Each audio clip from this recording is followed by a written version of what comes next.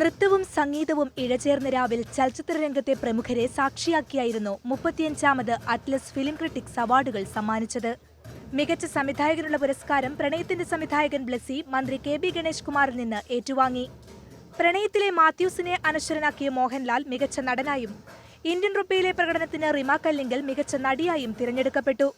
35 വർഷമായിട്ടൊരു പ്രസ്ഥാനം കൊണ്ട് നടത്തുക,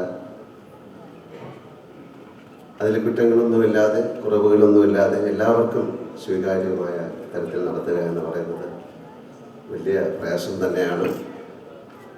പക്ഷെ അതിനെ കഴിഞ്ഞു എന്ന് പറയുന്നത് തന്നെയാണ് ഫിലിം ക്രിട്ടിക്സ് അവാർഡിന്റെ ഏറ്റവും വലിയ മേന്മ.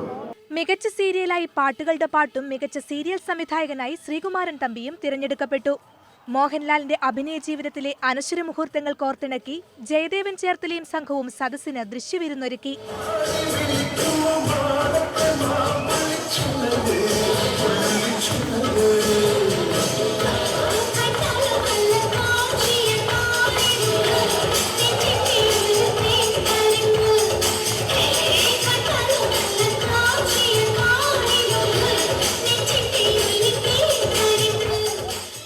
മന്ത്രി K. Babu, Atlas Ramachandran, film critics association സംസ്ഥാന പ്രസിഡന്റ് തേക്കിൻകാട് ജോസഫ് തുടങ്ങിയവരും പങ്കെടുത്തു.